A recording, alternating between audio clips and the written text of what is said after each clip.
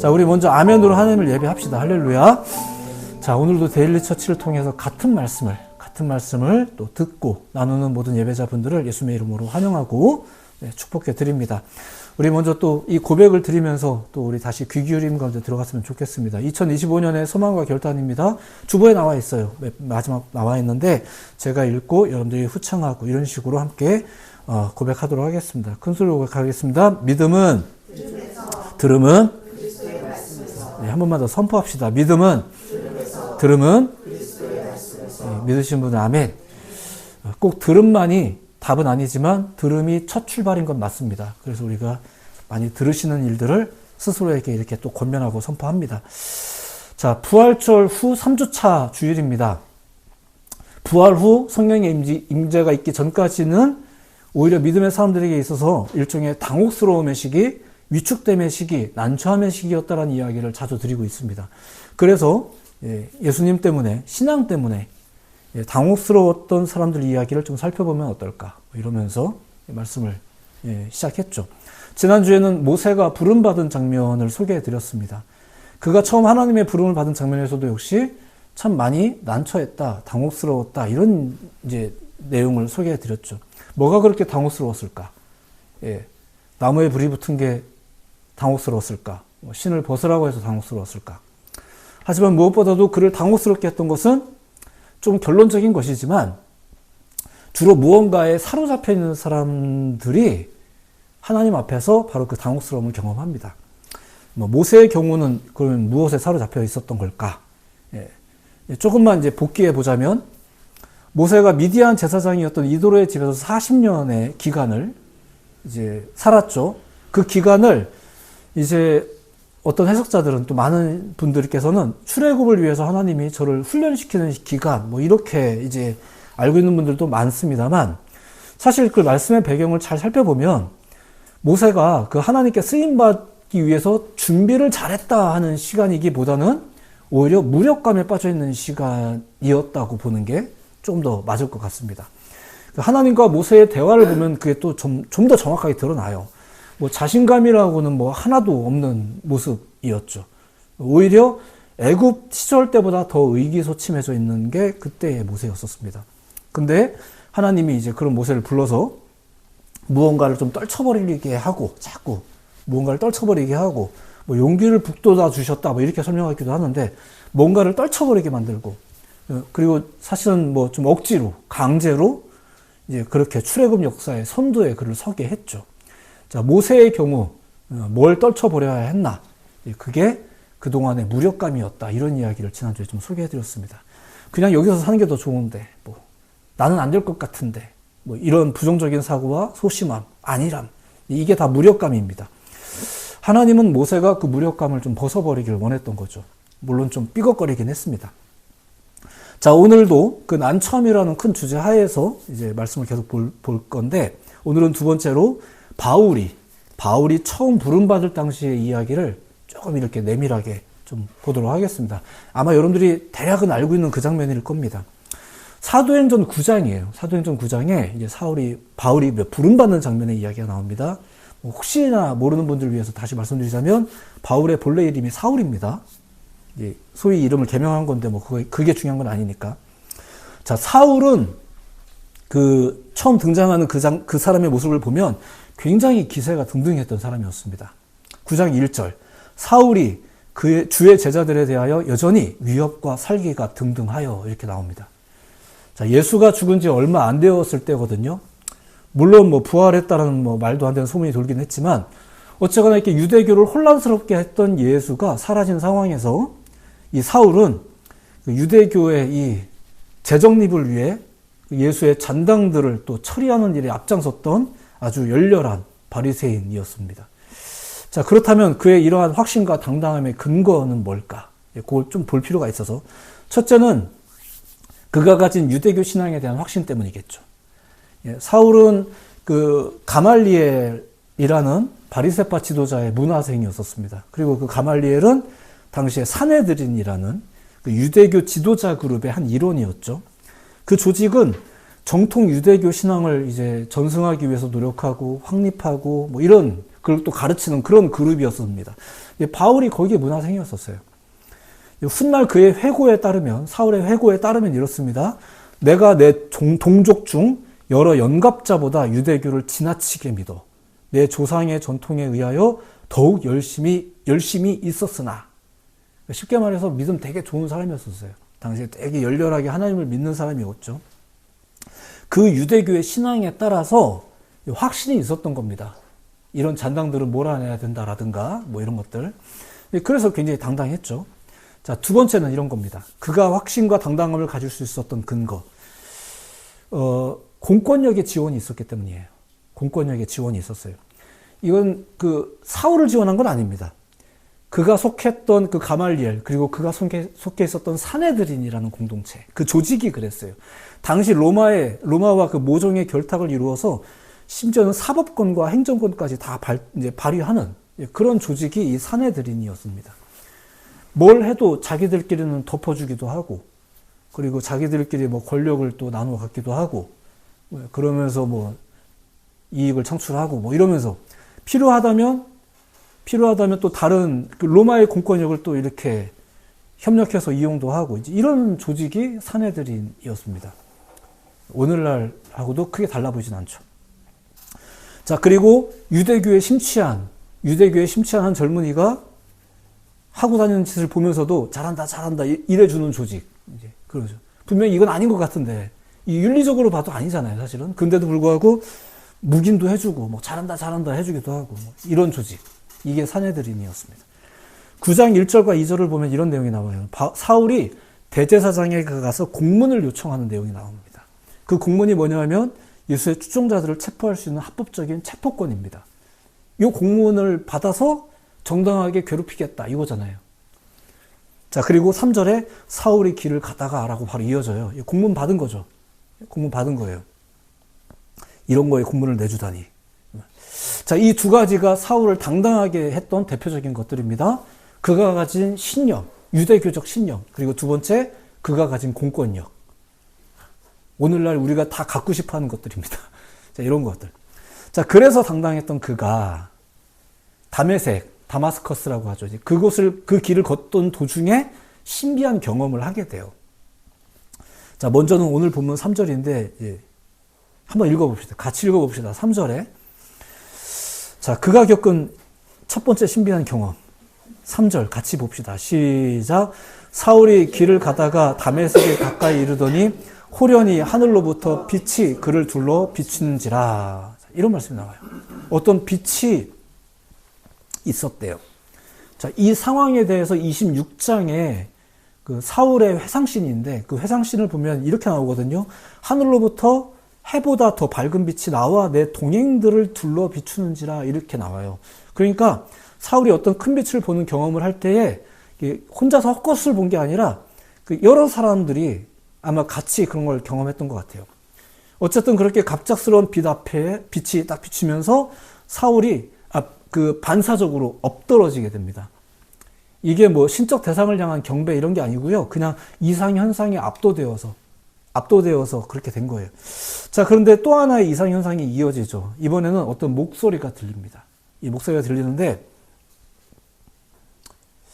자, 이게 한 가지 당혹스러운 건 뭐냐면, 사도행전의 저자는 분명히 한 명이거든요.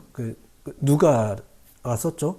근데 이 사도행전 안에는 이 사건에 대한 상반된 기록이 등장을 해요. 먼저 오늘 본문 9장 7절인데, 여기는 이렇게 말합니다. 같이 가던 사람들은 소리만 듣고 아무도 보지 못하여 말을 못하고 서 있더라. 이렇게 나오는데, 22장에 넘어가면 22장에 이제 회상하는 장면에서는 나와 함께 있는 사람들이 빛은 보면서도 나에게 말씀하시는 이의 소리는 듣지 못하였더라. 이렇게 나와요. 완전히 정반대 이야기가 나와요. 이게 어떻게 된 걸까? 이게 저자의 모순이다라고 지적하는 분들이 많습니다. 해석자들이 이게 쉽사리 해석이 안 된다 이렇게 하는 분들이 많은데, 사실 우리가 한 걸음 뒤로 물러서듯이 조금만 생각해보면 생각보다 단순한 문제입니다. 같은 말을 들으면서도 못 알아듣는 사람들은 있죠. 그리고 같은 걸 보면서도 절대 못 알아보는 사람들이 사실 늘 있기 마련이에요. 그리고 구약 시대에도 하나님을 향해서 하나님께서 역사하시는 그 일에 대해서 이사야가 이미 이렇게 예언한 바가 있었습니다. 여호와께서 이르시되 가서 이 백성에게 이르기를 너희가 듣기는 들어도 깨닫지 못할 것이요 보기는 보아도 알지 못하리라. 이런 일이 있을 거라는 예언까지 이미 있었어요. 예수님의 제자들도 예외는 아니었죠. 그러나 제자들은 이 말씀을 깨닫지 못하고 묻기도 두려워하여 이런 말. 자, 한편으로 예수님은 이런 말씀을 하신 적도 있습니다. 내 양은 내 음성을 들으며 뭐 이렇게. 오늘날도 그러잖아요. 엄마와 딸들이 꼭 그런 건 아닌데 가끔 이제 이런 부모와 자식 가운데 하는 얘기예요. 막 싸워요. 싸우면서 이런 얘기합니다. 왜 내 말을 못 알아듣느냐고. 같은 한국어를 쓰고 있는데 못 알아듣는다는 게. 못 알아듣는데요. 물론 반대로도 마찬가지예요. 너는 왜 이렇게 엄마 말을 못 알아듣냐 이러면서. 못 알아듣겠습니까? 자, 누군가는 들어도 못 알아듣고 누군가는 보아도 못 보는 일이 사실은 생각보다 흔하게 있습니다. 그런데 사울은 분명히 그 현상을 보았고 그 음성을 들은 거죠. 뭐 주변에는 뭐 아닌 사람들도 있었던 모양이에요. 심지어 그것이 자기를 향한 음성이라는 것을 분명히 느꼈죠. 심지어 내용도 이해를 했어요. 물론 그게 용납이 되었다는 얘기는 아닙니다. 알아는 들었지만 용납이 되진 않아요. 그건 잠시 후에 보겠습니다. 자, 그렇다면 그가 들은 말은 뭘까? 자, 어떤 말을 들었을까요? 이것입니다. 4절. 사울아, 네가 어찌하여 나를 박해하느냐. 자, 이런 얘기가 나와요. 자, 하나만 더. 자, 이렇게 신비한 신적 음성, 이런 거. 자, 유대교 역사에 따르면 아주 오래 전에는 이런 일이 좀 있었답니다. 그러니까 신이 막 말하고 이런 거. 근데 지금은 이게 없는 현상이에요. 이 신약시대만 해도 이런 거 없는 때입니다. 우리나라도 그래요. 옛날에는 막 뭐 음성 들었다 하신 분들 이제 막 간증하고 다니고 이런 거 많았거든요. 요즘 별로 없는데 이게 음성이 없어서 없는 건지 간증자가 없어서 그건 잘 모르겠어요. 아무튼 이 오래전에는 그런 현상이 좀 있었고 우리의 율법서에도 보면은 그런 사람들이 제법 나와요. 근데 요즘은 없는 현상이거든요. 유대인들의 역사가 그렇습니다. 이런 신적인 음성이 오늘날에 있다고? 예, 그렇죠. 옛날에는 있었겠지만 오늘날은 없어요. 근데 우리한테는 지금은 이게 있어요. 뭐가 있어요? 완전 무결한 율법이 있잖아요. 그 율법이 하나님의 음성이니까. 예. 거기에 이제 충성하면 되는 거죠. 자, 그런데 이런 음성이 들려온다? 일단 이것 자체가 놀라운 거죠. 그러니까 또 이런 거예요. 이런 음성이 뭐 없었지만 지금 있잖아요. 일단 있으면 이런 음성을 들려주는 신이 있다면 당연히 누구겠습니까? 하나님이죠. 하나님이어야 됩니다. 하나님이 아니면 안 되는 거잖아요. 유대교 신봉자인 사울에게 있어서는 하나님이어야 되잖아요. 현대에 이르러서 이제 예전에 이런 간증하던 분들이 많았거든요. 자기는 불교 신자였는데 꿈에서 누구를 봤다. 처음엔 부처님인 줄 알았다. 그때 이제 하나님이었다. 이런 간증들이 정말 많았단 말입니다. 자, 그런데 그 하나님일 것 같은 그분이 뭐라고 말하는지 한번 들어보세요. 어찌하여 나를 박해하느냐. 당혹스럽죠. 이제 이 1차 충격입니다. 내가 언제? 오히려 지금 정반대로 내가 얼마나 지금 그 하나님을 위해서 지금 애를 쓰고 있는데 지금 내가 뭐 하러 가고 있는 중인데 정말 내가 하나님을 박해했다고? 당혹스럽죠. 그래서 그 음성이 나한테 질문했는데 네가 어찌하여 나를 박해하느냐라고 질문했는데 그 당혹감에 이 사울은 이렇게 되질문하게 됩니다. 주여 누구시니까? 어찌하여 박해를 하느냐라는 질문에 상응한 그런 대답을 하는 게 아니라 질문하는 존재에 대해서 확인하는 질문을 다시 합니다. 왜냐하면 나는 그분을 박해한 일이 없거든요. 억울하잖아요. 내가 언제 하나님을 안 믿는다고 했나? 내가 언제 하나님을 박해했나? 내가 언제 예수님을 못 박았나? 내가 언제 죄를 졌나? 뭐 더 나아가 그게 큰 문제인가? 우리는 이렇게 생각이 되잖아요. 근데 이런 질문 나한테 하더란 말이에요. 그러니까 정말 하나님 맞아요? 라고 내가 되질문하는 거죠. 정말 하나님이라면 그래요? 이렇게. 그런 사울에게 이런 대답이 돌아옵니다. 나는 네가 박해하는 예수라. 2차 충격이자 사울이 진짜 멘붕에 빠지는 포인트입니다. 예수라 함은 최근에 우리 유대교를 쑥대밭으로 만들어 놓고 심지어는 죽어서까지 이상한 소문을 남겨놓는 바람에 그의 추종자들이 여전히 꿈틀거리고 있는, 그리고 내가 지금 그 사람들 잡으러 가고 있는 중이었고, 그렇게 우리의 오랜 전통과 신앙을 흔들어 놓은 사람이 예수 아니겠습니까? 부활했다는 소문은 들었지만 뭐 말도 안 된다고 확신을 했던 이 사울에게 지금 예수가 등장을 해버린 거예요. 그때 사울의 기분이 어땠을까요? 자, 지금은 예수라는 존재 때문에 지금 깜짝 놀라고 있는데 그 충격이 잠시 후에 이제 밀려오기 시작합니다. 지금까지 가지고 있던 모든 확신이 흔들리는 충격이 이제 밀려오기 시작하죠. 이게 오늘 우리가 보는 두 번째 난처함입니다. 모세가 자신의 무력감을 인지하고 그것을 내려놓아야 한다는 사실 때문에 난처했다면, 사울은 자기가 이미 가지고 있던 그 확신이 흔들리는 경험 때문에, 그것 때문에 이제 난처함에 빠지는 거예요. 그리고 결국에는 사울이 이제 그걸 내려놓으면서 이후의 이야기가 이제 진행되는 거죠. 자기가 확신했던 것이 알고 봤더니 틀렸다는 것을 알았을 때 어떨까요? 우리가 멘붕이 왔다라고 말하는 게 있는데, 멘탈이 붕괴됐단 말이죠. 어떤 확신했던 사고가 무너지는 경험. 사울이 그걸 지금 경험한 거예요. 자, 주님 만나서 즐거웠어요? 주님 만나서 뭐 행복했어요? 나를 쓰시려 하는구나. 나를 부름받았다고 해서 막 신났어요? 그렇지 않습니다. 근데 이 과정이 신앙에는 있어요. 그리고 사울에게도 반드시 필요했던 거죠. 하나님이 주시는 일종의 괴롭힘, 뭐 이런 겁니다. 예수 믿었더니, 교회 다녔더니 좋은 줄만 알았는데, 이거 뭐야? 설교도 때로는 불편하고, 맨날 축복만 하는 줄 알았는데. 자, 한편 그렇게 나타난 예수가 사울에게 하는 말을 또 이제 들어보십시오. 6절인데, 너는 일어나 시내로 들어가라. 네가 행할 일을 너에게 이를 자가 있느니라. 이렇게 얘기하세요. 내가 행할 일을 누군가가 알려줄 거니까 시내로 들어가서 그를 만나라. 이런 얘기거든요. 아주 일방적인 지시죠. 뭐 사울의 동의나 뭐 이해 여부는 아무 상관이 없는, 말 그대로 그냥 부여되어지는 이야기입니다. 모세는 그 하나님이 뭐 설득하는 과정이라도 있었지, 사울은 뭐 그런 것도 없었습니다. 그냥 막 밀어붙이시는 거예요. 자, 이런 소리가 있은 후 이상현상이 이제 사라져요. 감각적으로 느끼는 거죠. 오늘 본문 다음 이야기지만 8절에 이런 얘기가 이어지거든요. 들어보세요. 사울이 땅에서 일어나. 엎드려 있다가 이제 일어났어요. 뭔가 이상 징후가 사라졌다고 감각적으로 느낀 거죠.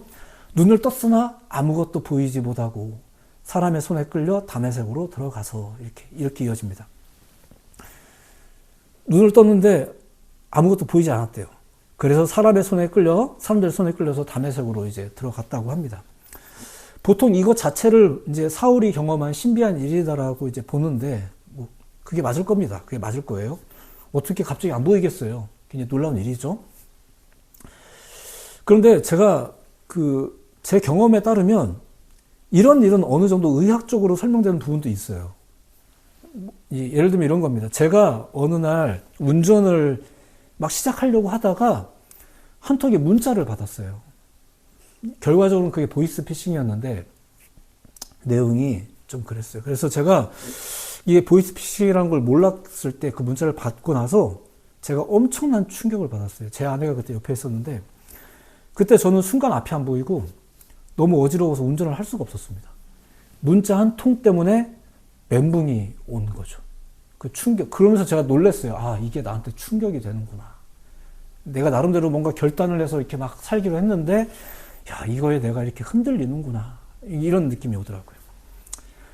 필리핀에 있을 때도 제가 70일 정도를 강단을 지켜야 할 때가 있었는데, 당시 뭐 처리가 되어야 될 교회에 이제 큰 일이 있었는데, 그건 뭐 장로님들께서 이제 수고해 주실 테니까, 저는 강단을 잘 지키자, 이제 이런 생각을 가지고, 최대한 다른 이야기는 이제 귀에 담지 말고 다 흘려듣고, 내가 해야 될 일에만 전념하자, 이렇게 했던 때가 있었어요.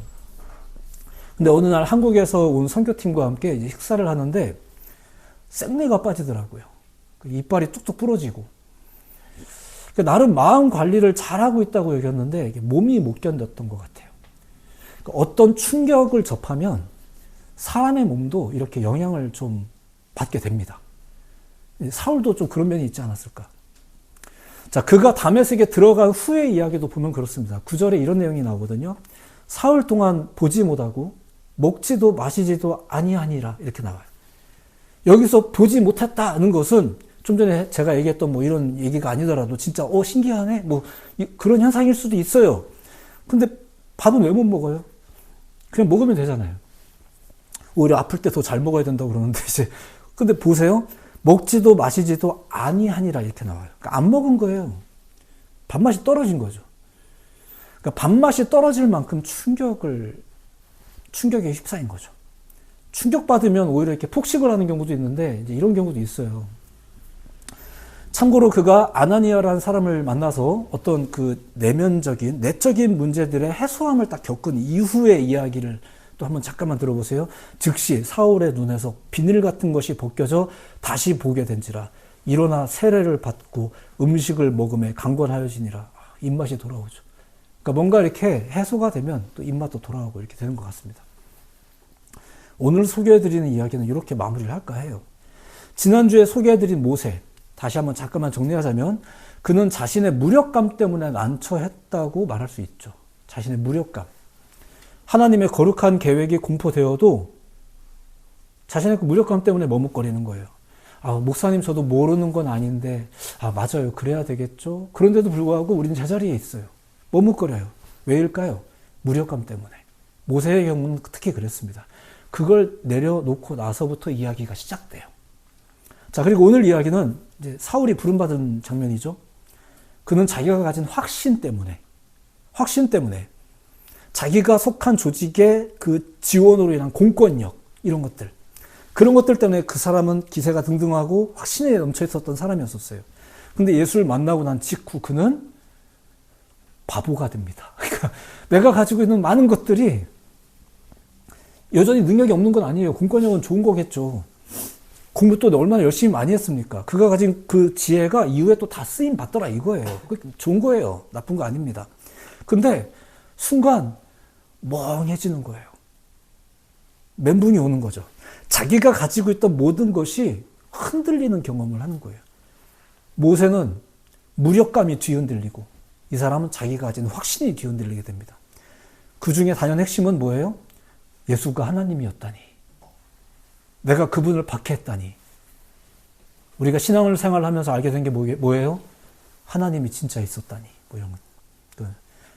나는 잘해보려고 한 건데 이게 오히려 상대방에게 상처였다니. 우리가 이렇게 관계 속에서도 그런 얘기 하잖아요. 이후 사울이 이제 바울로서 복음 사역을 하는 장면을 보면은 자기가 예전에 그랬던 사람이라는 것을 굉장히 부끄러워합니다. 근데 그러면서도 그것을 마음에 새기고 사역을 해요. 다 잊어버리고 사는 게 아니에요. 그 부끄러움을 마음에 품고 사는 거예요. 자, 이렇다 성경을 보면은 난처함, 당혹스러움, 내적 충돌, 그걸 뭐라고 부르든 간에 이런 것들이 믿음의 사람들에게는 빈번하게 일어났습니다. 그리고 사실은 특히 사명자들에게는 굉장히 많이 일어나죠. 꼭 그래야 한다라고 말씀드리고 싶은 건 아닌데 성경을 보다 보면 하나님은 마치 그게 꼭 필요한 것처럼 이제 심지어 하나님이 그걸 막 이렇게 부여하시기도 하는 이야기들이 많이 나오죠. 그러니까 우리도 이걸 좀 살펴볼 필요가 있는 거죠. 절개적으로 보자면 그렇다는 얘기예요. 지금이 바로 그 당혹감의 시기라는 것. 자연스러운 난처함인지 필요한 난처함인지는 함부로 규정하기 어렵겠지만 하지만 분명한 것은 이 시기가 그저 주저앉아 있으라고 하는 그런 시기는 아니겠죠. 우리는 오히려 난처함 앞에서 뭘 어떻게 해야 될까? 어떤 사람은 무력감 때문에 계속 주저앉고 싶고 어떤 사람은 내가 이미 가지고 있는 확신 때문에 이 새로운 도전을 회피하고 싶고 그런 게 있을 수 있어요. 그리고 이것을 내가 받아들인다면, 이 난참을 받아들인다면 뭔가는 정리도 해야 되겠고 뭔가는 다짐도 해야 되겠죠. 이런 불편한 일들, 필요한 만큼의 아픔도 아마 가져야 될지도 모르겠습니다. 내가 뭔가를 해야겠다, 내가 살 빼야겠다 이러면 밥을 굶는 고통도 끌어안아야 되겠죠. 필요한 일이니까. 밥맛 떨어져서 조금은 위축된 생활을 해야 될지도 몰라요. 내가 이렇게까지 해야 된다는 건 알겠는데 피곤하죠. 행함에 대한 이야기는 다음에 또 구체적으로 이야기 나누겠습니다. 근데 무엇보다 중요한 것은 이러한 난처함 앞에서 우리가 뭘 해야 될까? 분명한 것은 더 높은 가치를 좀 살펴야 될 필요가 있다는 거예요. 크게 심호흡을 하는 시기로 삼아야 되겠죠. 심호흡한다는 것은 산소를 확 들이키는 시간이라는 얘기잖아요. 예수님의 제자들 역시 그랬습니다. 예수님께서 승천하신 후 열흘 정도 정확히 뭘 해야 될지 그들이 알았는가? 몰랐습니다. 몰랐지만 열심히 모이는 거예요. 모여서 기도도 하고 교제도 하고 밥도 먹고 회의도 하고. 생각해보니까 한 명이 자살해 죽었단 말이에요. 그러니까 그 사람을 대신할 동료도 뽑고 뭐 이렇게. 사도행전 1장에 그런 장면이 나오잖아요. 예, 마냥 난처함에 빠져 있어서 그냥 멍하니 있기보다는, 예, 그렇죠. 오늘날 우리도 좀 그래야 되지 않겠나. 멍하니 있는 게 가장 안타까운 모습인 것 같습니다. 난처한 일이 있을 수는 있어요. 3일 동안 식음을 전폐하는 이런 난처함들. 내가 가진 확신이 무너진다? 누군들 그게 쉬운 일이겠습니까? 예, 근데 그런 과정들이 있더라 이거예요. 그게 아마 나하고는 상관없어 이럴지 모르겠습니다만, 예, 그렇진 않죠. 여러분들이 삶을 살면서도 그런 일도 많이 겪으시니까 왜 이렇게 안 되지? 이런 것들이 있잖아요. 우리가 이런 현실 속에서 그냥 쫓기듯이 아둥바둥 살기보다, 혹은 또 뭐 휴일이 길다고 해서 그냥, 예, 들떠 있지만 말고 내 삶에 대해서 조금은 믿음의 안목으로 생각하며 또 살아야 될 필요가 있지 않겠나. 지금의 절기를 우리가 그렇게 보내야 되지 않겠는가. 좋은 날씨예요. 날씨도 좋고 휴일도 길어요. 예배 빨리 끝나고 어디 나갔으면 좋겠는 계획이 머릿속에서 지금 나를 사로잡고 있는지도 모르겠습니다. 괜찮습니다. 어디 좋은 데 많이 갔다 오십시오. 이건 오늘 말씀하고는 상관없지만 제가 예전에 그런 설교를 한 적이 있어요. 예배 이후에 계획을 가진 사람들은 예배에 온전하기가 어렵습니다. 이런 얘기들. 예배 이후에 계획이 있으면 목사님이 오늘따라 설교가 1분, 2분 길어지네. 이게 상처가 돼요. 그래서 오늘따라 왜 이렇게 길어지시는 거야? 이러면은 마음이. 그럼 이미 내가 하고 있는 11시 땡부터의 예배도 내가 집중하고 있는 게 아닌 거예요. 뭐 이런 얘기를 예전에 한 적이 있는데 그렇습니다. 여러분들도 마찬가지예요. 우리의 예배는 제의 행위가 많아지는 게 예배는 아닙니다. 여러분들이 이 자리에 나오기 위해서 또 불편하셨겠지만 집에서 또 짐을 싸고 양말을 신고 옷을 여며 입고 1분 1초라도 좀 아슬아슬하게 가야지 뭐 이런 마음으로 이렇게 나설 때 그 마음들이 여러분들의 예배자의 마음일 겁니다. 그 마음이 어떤지는 저는 잘 모릅니다. 근데 여러분들 안에서 그 예배자의 고백이 하나님 앞에서 어떻게 다루어지는지 저는 잘 모르지만 오늘 말씀을 통해서 그래도 이런 질문을 드리고 싶습니다. 여러분들은 많이 난처하셨죠? 아침에 오실 때마다 때로는 차가 막혀서도 난처하고 가야 된다는 사실 때문에도 난처하고 뭐 이런 것들이 다 있습니다. 우리 삶 가운데. 근데 이것이 참 굉장히 필요한 작업이라는 거죠. 이 앞에서 우리는 다시 한번 우리의 모습을 조명해 볼 필요가 있는 거예요. 내가 정말로 가지고 있는 것이 어떠한지를. 그게 무력감이든 아니면 엄청난 확신이든. 그렇죠. 나의 고집인지 뭐 이런 것들도 다시 한번 점검해 보면서 안타깝지만 많은 사람들은 삶에서 좀 넘어짐을 경험할 때 이것을 좀 돌아보더라고요.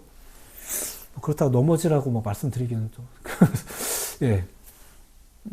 여러분들의 삶에서 좀 진중함을 가지고 이렇게 좋은 날씨에 또 어디 멍하니 심각하게 막 이럴 필요는 없지만 새로운 한 주를 살면서도 이런 메시지들을 우리 마음속에 있으면 새기면서 살아가는 여러분들 모두가 됐으면 좋겠습니다. 삶을 진지하게 사셨으면 좋겠습니다. 이건 그냥 아포리즘처럼 제가 하는 이야기예요. 재밌게 사세요. 근데 가볍게 살지는 마세요. 진지하게 사세요. 근데 어둡게 살지는 마세요. 뭐 이런 이야기들을 제가 그냥 괜히 하는데 비슷한 적용이 될 수 있지 않겠나 싶습니다. 즐겁고 행복하게 사시기를 예수님의 이름으로 축복해 드립니다. 하지만 가볍게 살지 않도록 때로는 이렇게 선포되어지는 말씀 앞에서 절기를 따라서 선포되어지는 말씀이니까 내가 너무 가볍게 내가 너무 아무 생각 없이 지내기보다 너무 멍하니 지내기보다 그래 한 번 정도씩은 말씀을 쓰면서 읽으면서 매일 나에게 날라오는 문자들 다시 한번 이렇게 오늘은 좀 한번 보자 이렇게 또 보면서 다시 한번 계속해서 내 신앙을 점검해 나가는 여러분들의 모습이 됐으면 좋겠습니다. 그러면 여러분의 새로운 한 주 또 열심히 살아가는 여러분들 한 주가 되시기를 예수님의 이름으로 또 축복하고 또 권면과 응원의 말씀을 드립니다. 기도하겠습니다.